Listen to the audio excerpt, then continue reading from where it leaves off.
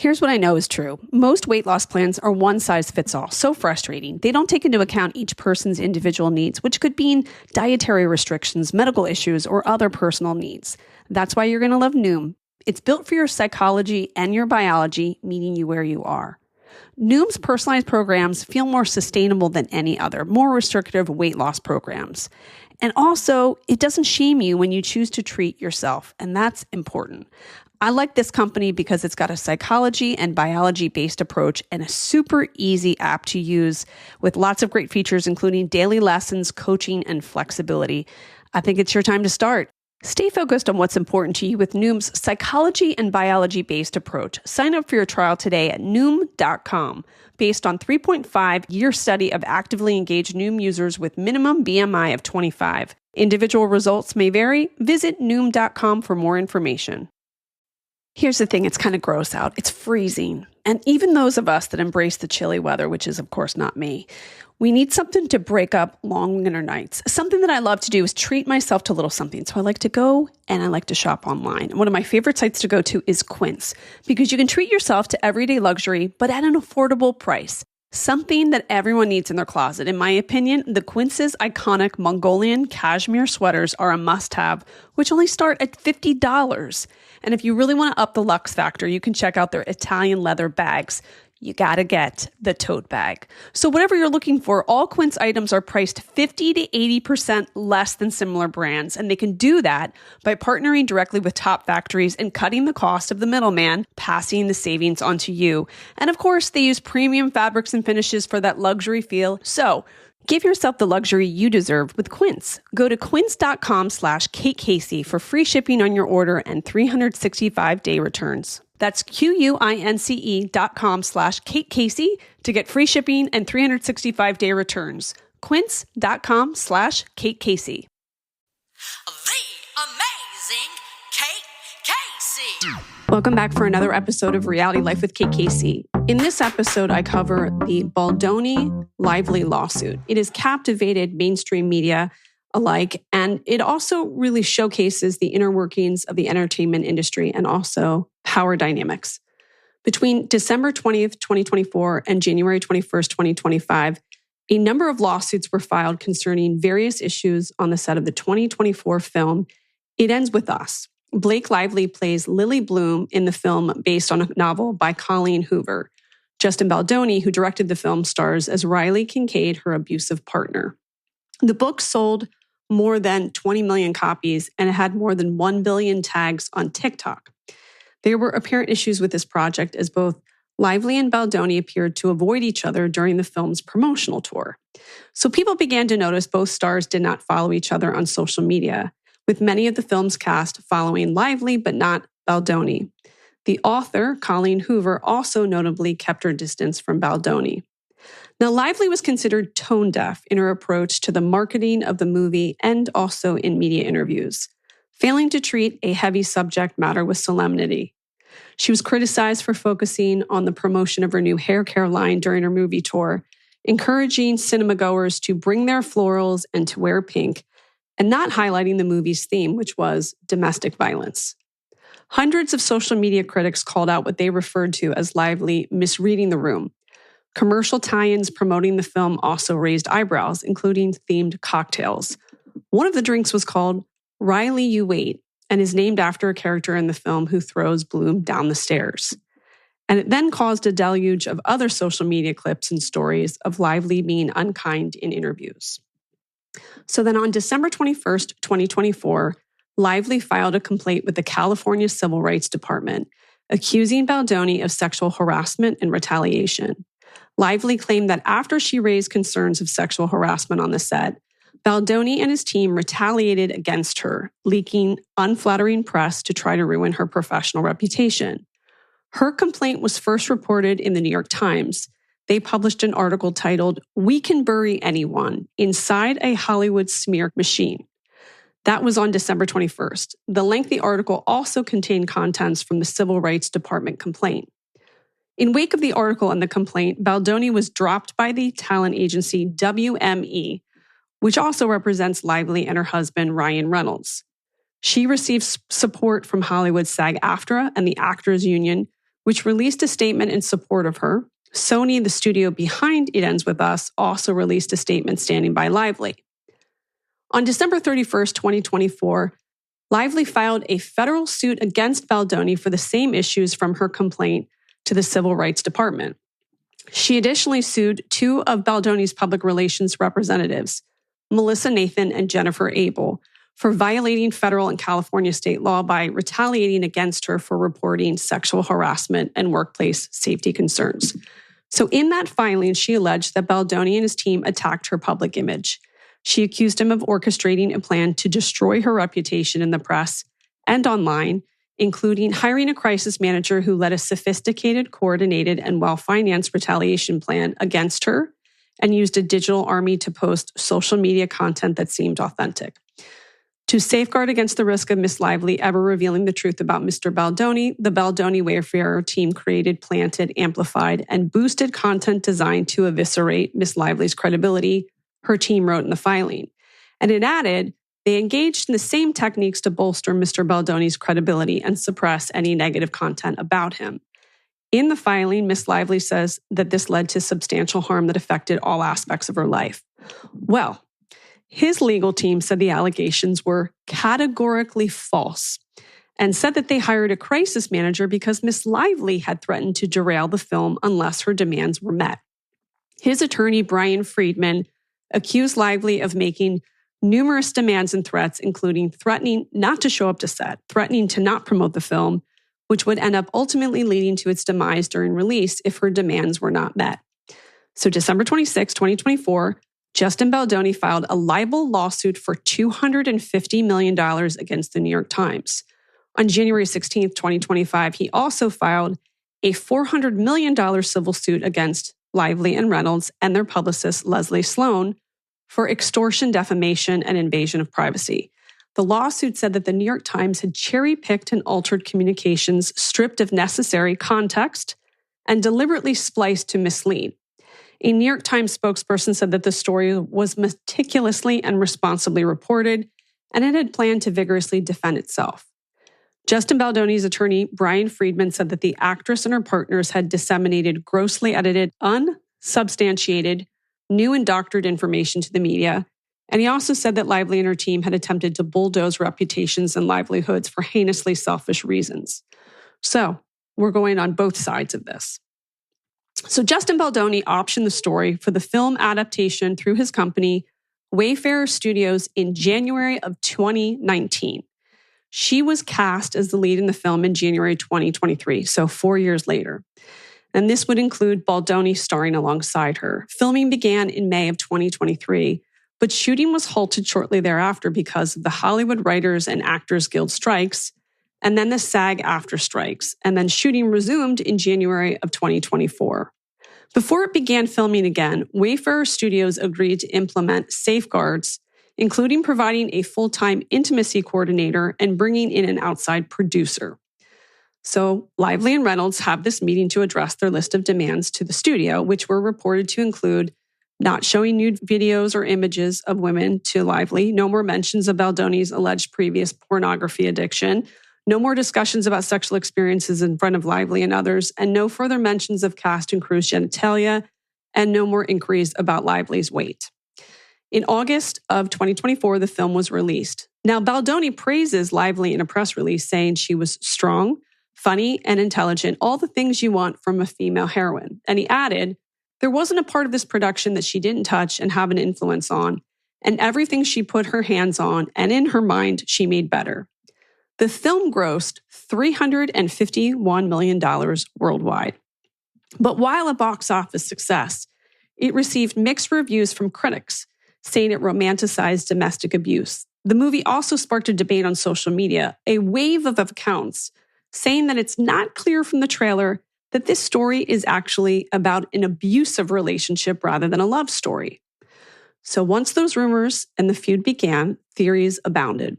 TMZ alleged that the cause of the friction was the result of fat shaming, inappropriate comments, and Baldoni kissing for too long during scenes, and also that Reynolds was accused of being too involved in the film.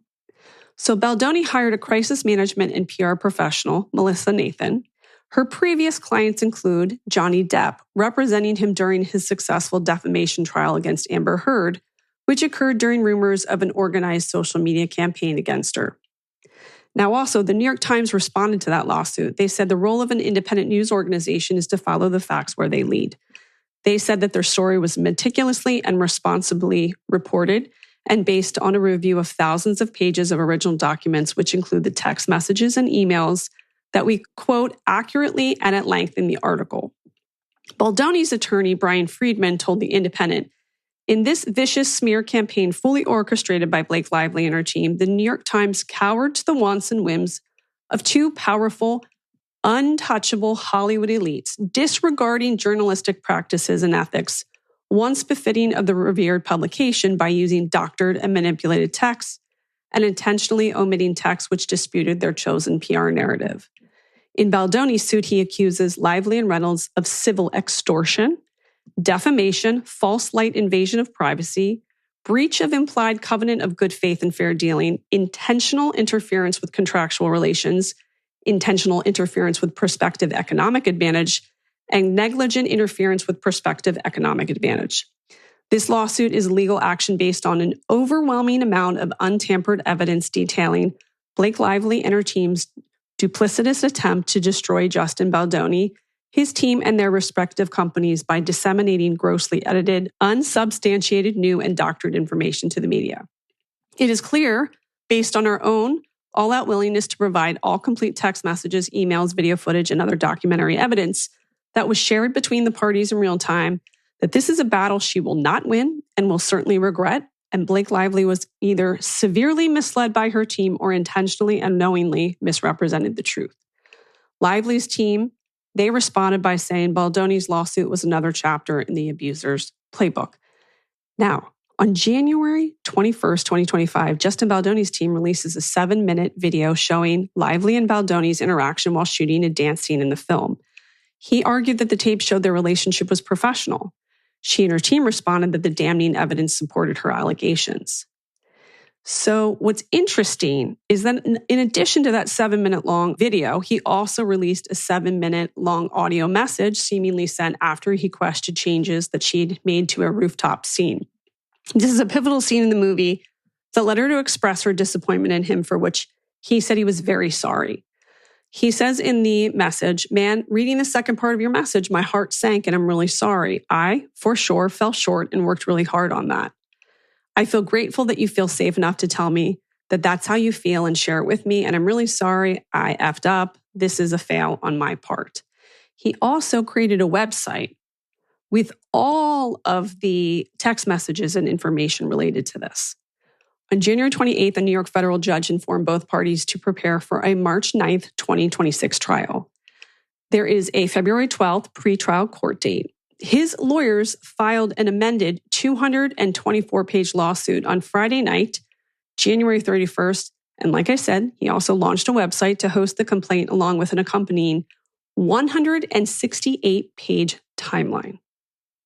So among these new allegations, his team alleges that metadata on the Times website shows that the Times had access to her civil rights complaint at least 11 days before its bombshell December 21st report. So the story entitled "We Can Bury Anyone" accused him and his publicist of working to tarnish her reputation. The amended complaint alleges that the Times first uploaded a version of her civil rights complaint against him on December 10th. And the suit also claims that other metadata suggests the Times was working on the story even before then, perhaps as early as October 31st. So this is quite a bit of information. And like I said, this gives you a window into the inner workings of the entertainment industry. Behind the scenes of a movie, as you have heard, has made quite a bit of money, but also power dynamics in the entertainment industry. You know that I've covered quite a bit of documentaries, I would say in the last 2 years, about lawsuits, complaints, things that are happening behind the scenes of television and movie projects. And undoubtedly, this will be the subject of a lot of projects moving forward. So I asked Gregory Doll, he is a lawyer and partner at Doll Amir Eley in Los Angeles, to come onto the show to walk through this lawsuit. What are the implications of it? How it will forever change the way that People look at the making of a film, power dynamics, etc. So here is my guest, Gregory Doll. As you write your life story, you're far from finished. Are you looking to close the book on your job? Maybe turn a page in your career? Be continued at the Georgetown University School of Continuing Studies. Our professional master's degrees and certificates are designed to meet you where you are and take you where you want to go. At Georgetown SCS, the learning never stops, and neither do you. Write your next chapter. Be continued at scs.georgetown.edu/podcast. A few miles from the glass spires of Midtown Atlanta lies the South River Forest. In 2021 and 2022, the woods became a home to activists from all over the country who gathered to stop the nearby construction of a massive new police training facility, nicknamed Cop City. At approximately 9 o'clock this morning, as law enforcement was moving through various sectors of the property, an individual, without warning, shot a Georgia State Patrol trooper. This is We Came to the Forest, a story about resistance. The abolitionist mission isn't done until every prison is empty and shut down. Love and fellowship. It was probably the happiest I've ever been in my life. And the lengths we'll go to protect the things we hold closest to our hearts.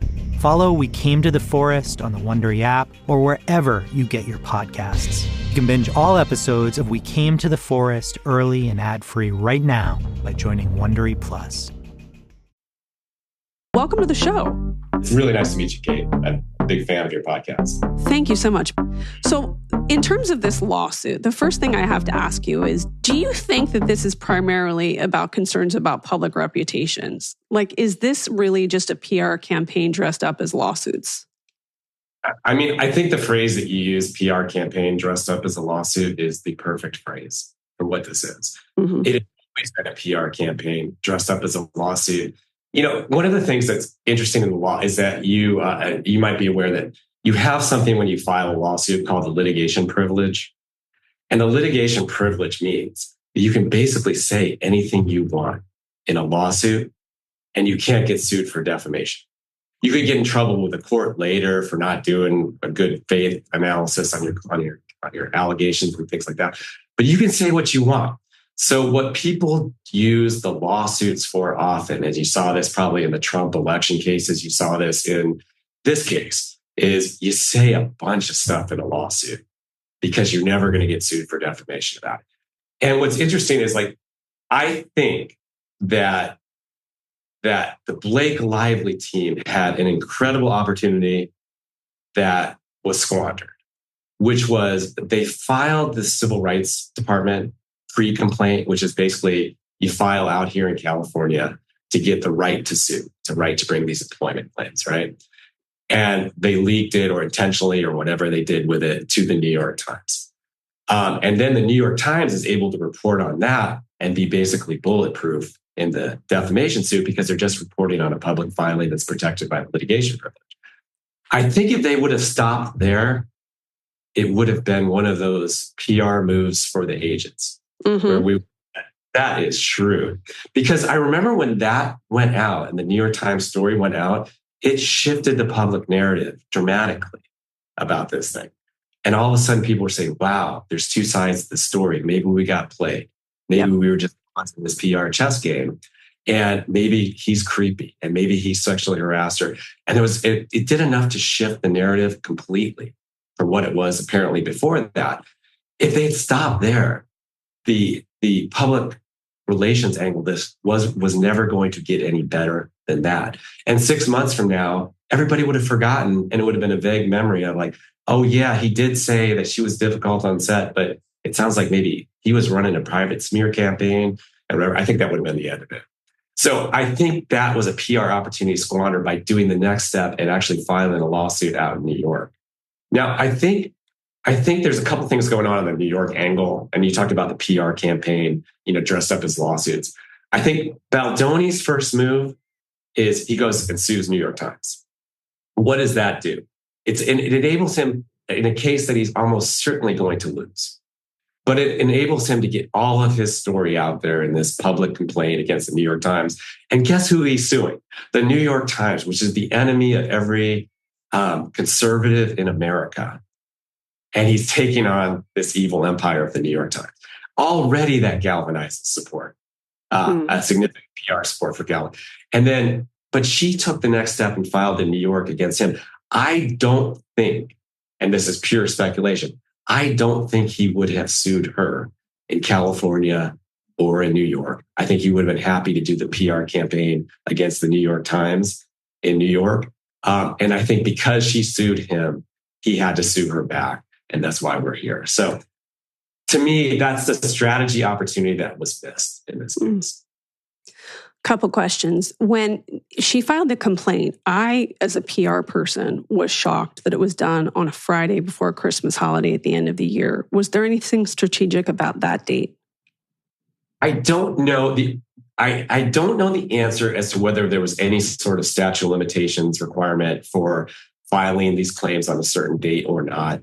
So I can't speak to that. As far as doing it right before the Christmas holidays, there's only two reasons to do that. Is number one is to really sort of catch somebody off guard at the holidays. Or number two is to have it not be the biggest story of the time because nobody's paying attention in the viewing public because it's Christmas holidays or whatever's going on. So I can't speak to the strategy, but it's strange. And then they both ended up filing the New York things right before, the New Year's Eve.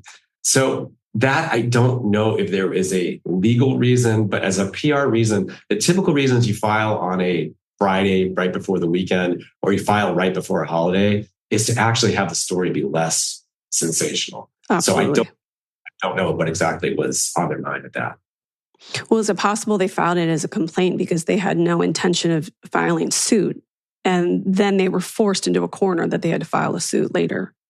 So I think on that one, I don't think that would ever become public unless somebody had leaked it, right? Because I think those stay private unless somebody goes and either digs in and does a request for it or it gets released. I think they may have done that on that particular timing because they're trying to just catch the defense flat-footed for whatever reason. Holidays, they're disheveled. They're not going to be able to organize their PR teams as effectively.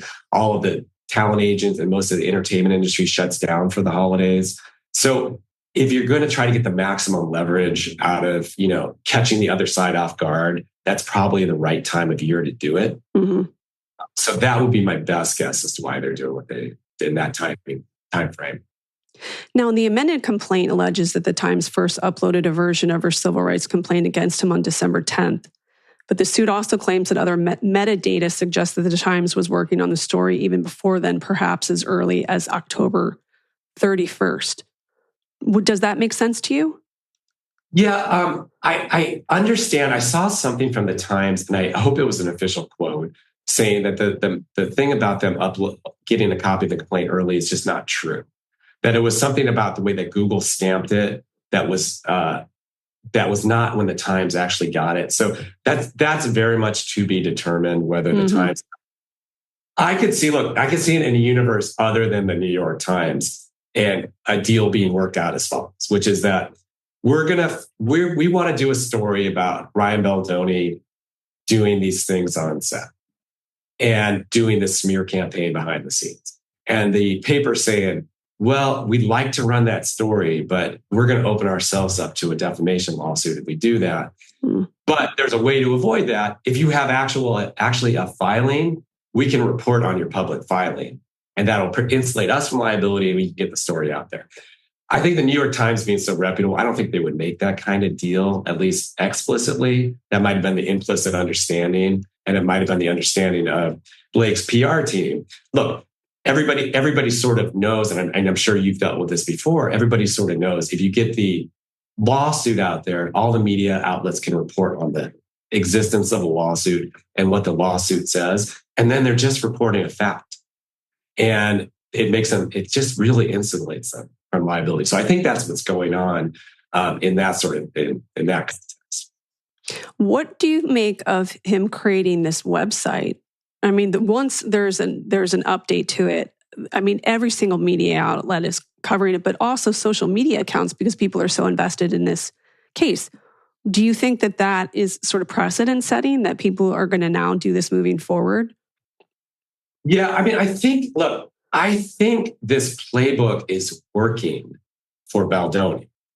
I think, he has done a very effective job of shifting public opinion in his favor, whether he deserves to have that public opinion shifted or not.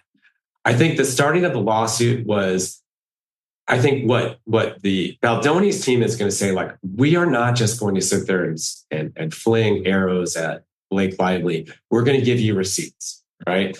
And the way we're going to give you receipts is we're going to be totally transparent and we're going to give you everything. And if you look at what's sort of like the internet sleuths on, TikTok and things like that, what they want is transparency. They want to see all the data. They want to be able to make an analysis based on all the data. And then you have Baldoni's counsel coming forward and saying, I'm going to give you all the data because we're so confident that you'll see it our way when you see it. That's very appealing from a viewpoint of someone trying to understand the data. Hey, one side is being fully transparent and the other side is not. Now, I think and as far as the timing of it, you had this hearing today in front of the judge, who, by the way, the judge is the older brother of Doug Lyman, the director. It's all sort of small world, but he's the judge. He's handled some very high profile cases in New York, including the Rudy Giuliani, when he was getting his assets sold to people in Georgia. So he's handled a number of cases. And the interesting thing about him, he's a Democrat, but he got appointed during the Trump era and part of a bipartisan package. He was one of the judges that was acceptable to both sides, and he was put forward. He's supposed to be a very smart guy and very good. And very fair. Very fair. And they're going in front of a hearing on Monday, and one of the issues in the hearing is going to be whether we should silence Baldoni's attorney because he's making too many statements and some of them are inflammatory or not. Right. So if you're Baldoni's attorney, then you're like, I might get silenced on Monday. Let's go ahead and put this out this weekend. I see. And don't get silenced and from putting it out because I have an absolute right now. I'm not under any order. And I think what he did was clever in the case because what he did is he put out this website, but he basically only uploaded a copy of their amended complaint and a timeline. He didn't do much more than that. So I think he showed the judge, hey, look, I'm not going to go overboard, but here's what we put out. It's not prejudicial. And I think from my understanding, what happened today, he was just given a warning. Like the judge said, I'm going to be watching this very closely. I'm going to be watching what you say so you don't step over the bounds. I think it's ethical rule 3.6 in New York that you don't do anything that's going to taint the jury pool. And all eyes are on you. And so if you notice when the lawyer came out of the courtroom, he gave like a 30-second, very generic, very, subdued speech. And I think from this point forward, you're going to see him step way back on public relations campaign because A, he's winning, and B, now he wants to focus on getting in the case and doing it. Now, like 92% of the times these cases settle. There is a small window that maybe this goes to trial. I mean, listen, we're both guessing at this point. What do you think of the possibility of going to trial? Yeah, you cited the exact right statistic because it is 92% settlement rate, at least according to what I read a few years ago. And that is the most likely scenario in this case. But there's a couple interesting things that could propel this case into the 8% range.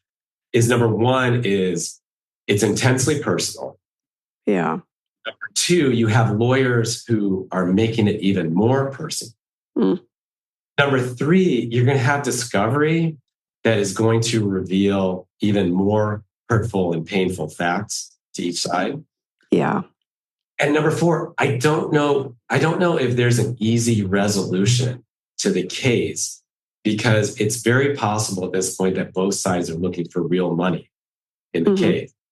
It could be Baldoni's looking for money because his image has been hurt and he's been dropped from his agency and whatever it may be. And it could be that Lively is going to look for real money because of her cosmetic line and all those things that actually got hurt by this negative PR and all that. But they're both going to learn that there's a lot of behind the scenes things happening that they don't like. And that's why you saw like the rarity of the Depp v. Heard actually going to trial. In a way, it so closely mirrors this because I think the Depp case was originally Johnny Depp suing a media outlet in the UK and losing. and then having the trial over here. I don't know what the time order was on those, but I think you're going to see a loss against the New York Times, and you're going to see this case. And then can it settle where people can save face and restore their image or not? It's going to be interesting to see. And it's so costly. Even up to this point, I can only imagine the money that's going to be spent in this case. Well, you worked in legal PR, and I wish people in America had a better understanding of what the lawsuit process looks like before they file. Because a lot of people think it's just going to be my opportunity to tell the truth, and the truth is going to finally be out there.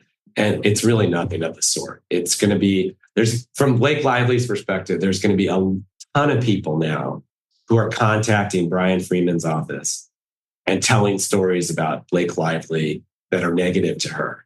There's going to be on the Lively camp, there's going to be people coming over to talk about Baldoni and things that he did, things in his past. And they're both going to have a lot of really uncomfortable facts coming to light. And it's going to be painful. And like you said, it's going to be incredibly expensive case. They set trial, I think, for the spring of 2026. Yes. I mean, most cases don't actually go on their first set trial date. So it could be the spring of 26, it could be summer or fall, but it's a long road, and they're going to see bills of $100,000 or more each month. And it's going to be painful to endure.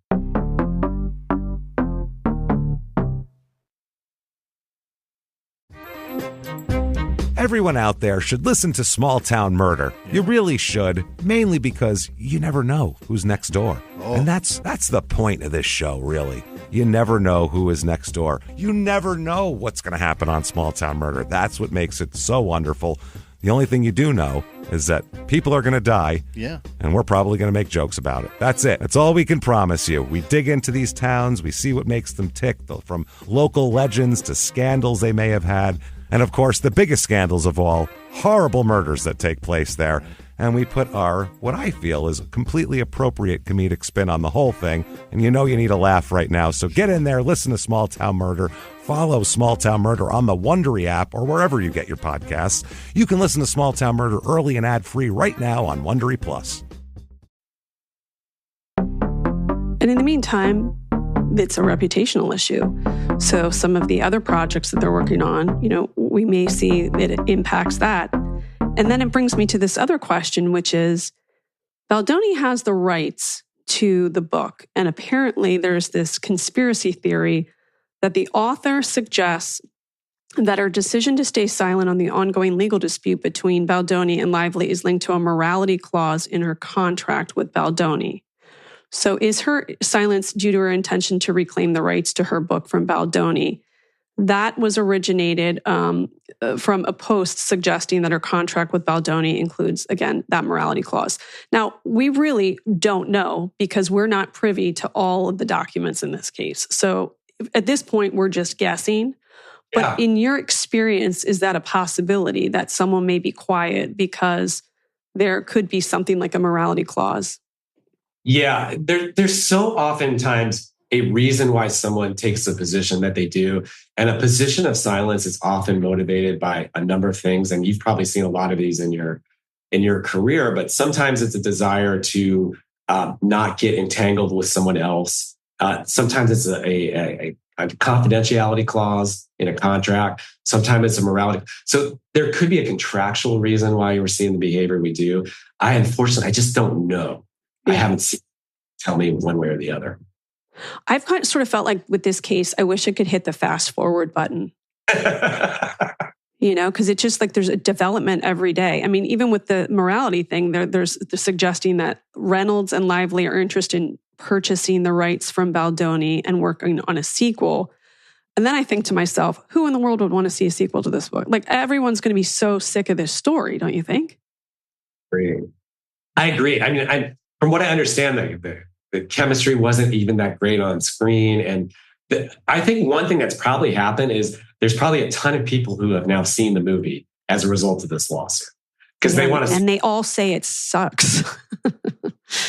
Yeah. I mean, mixed reactions to this movie. And it's not great. Yeah, I have not heard people say the chemistry was anything other than awkward and lame.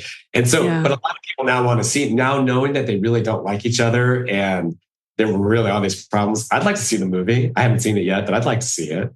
So I'm going to do that at some point. I heard the book's very good. I heard the movie's not so good.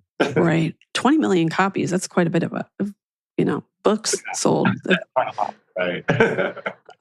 Also, if this is a federal case, we're not going to see this in the courtroom, right? Like just to let the good people know, like this is not going to be like a Depp Heard thing where we're going to be watching the TV every day.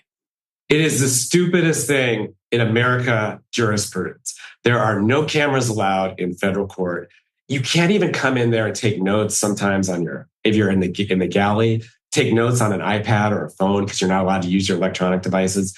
And the reason it's so unbelievably stupid is because the whole idea of our courtrooms being public, anybody can walk into a court anytime, anywhere in the country, unless they close it for a specific reason. So you could walk into that federal court and you could observe everything. But now in 21st century America, why would you have to walk into a court when you could see it on video?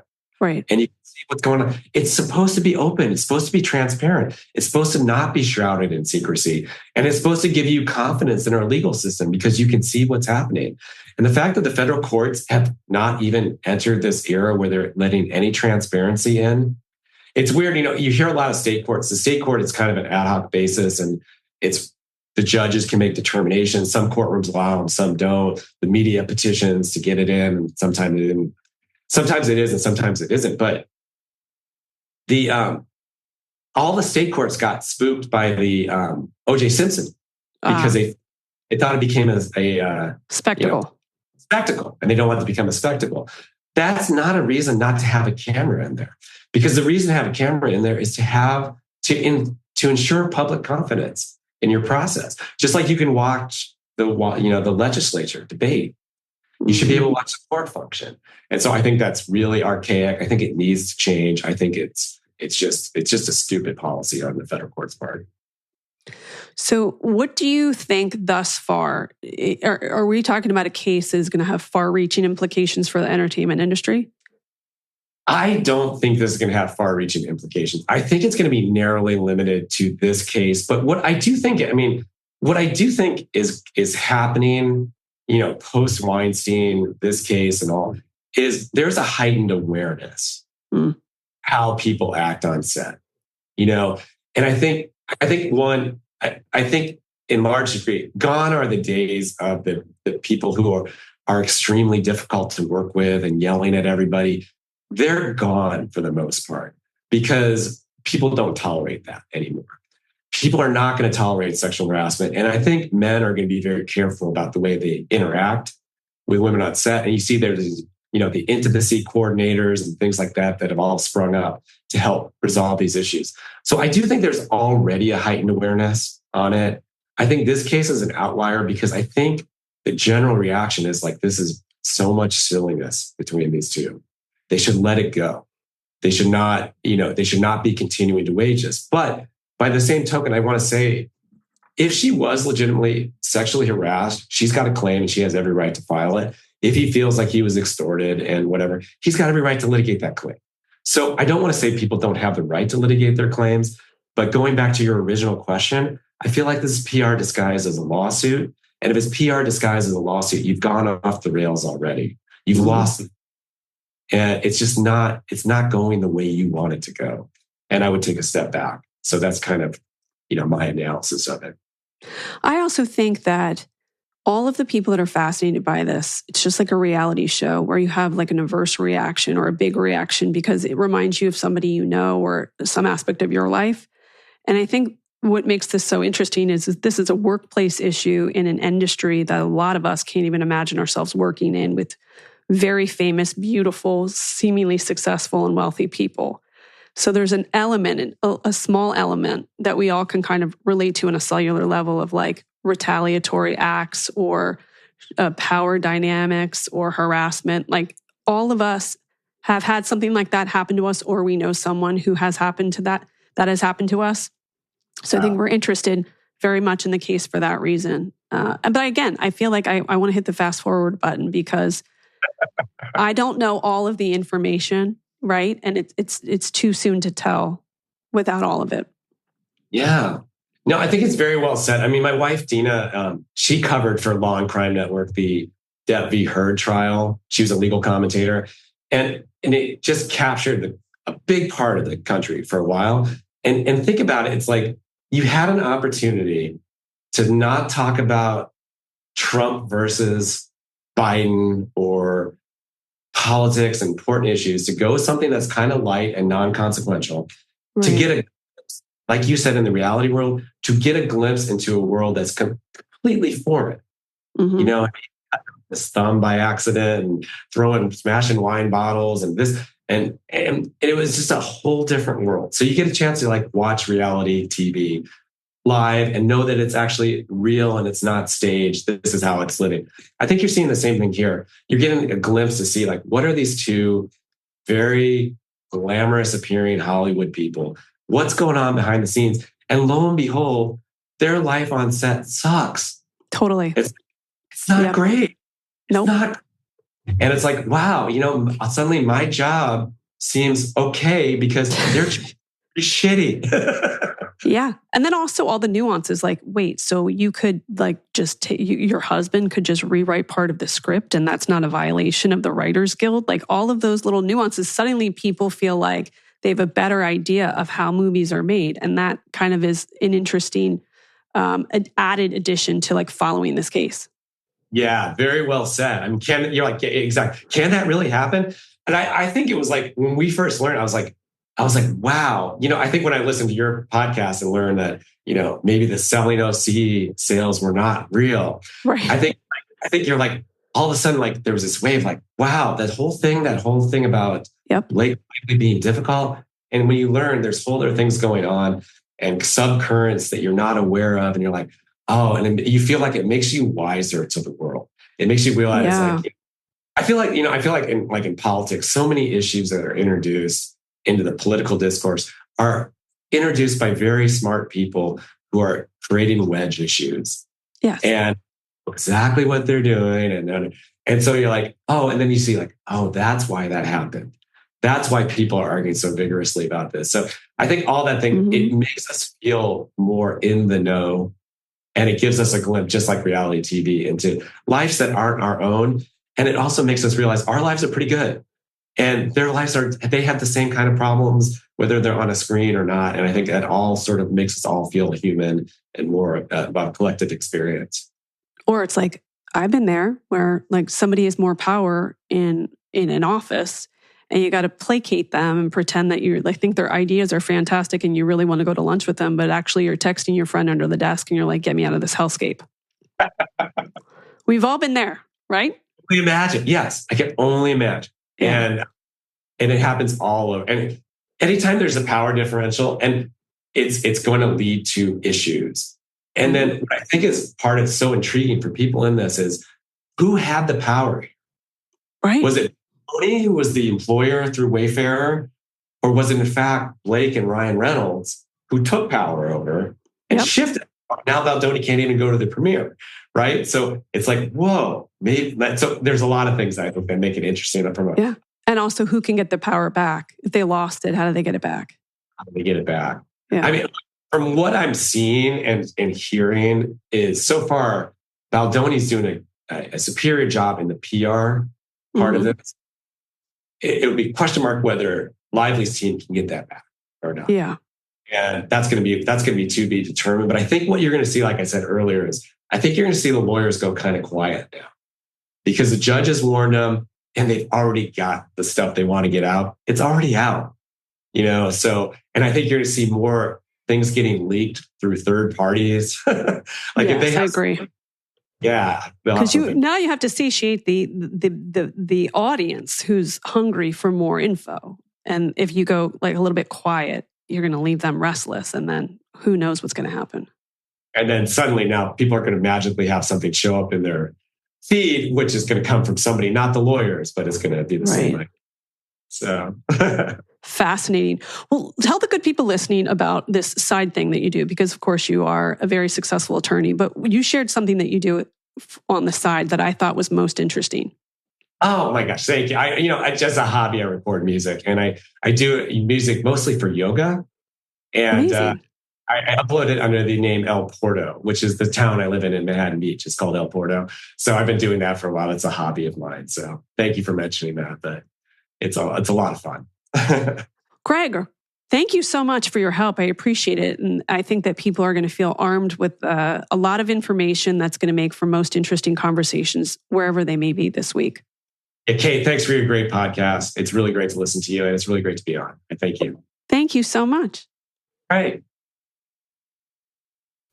The amazing Kate Casey.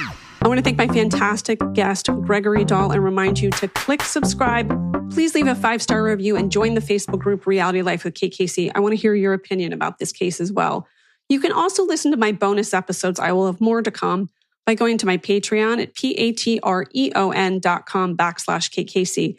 You should also check out my What to Watch list for unscripted television. I'm going to tell you what to watch every week. I'm going to save you a bunch of time. Go to katecasey.substack.com and please follow me on social media. You can follow me on Instagram at @KKCCA, TikTok, it's KKC, Twitter, Threads, Blue Sky at @KKC. Check back tomorrow for an all-new episode.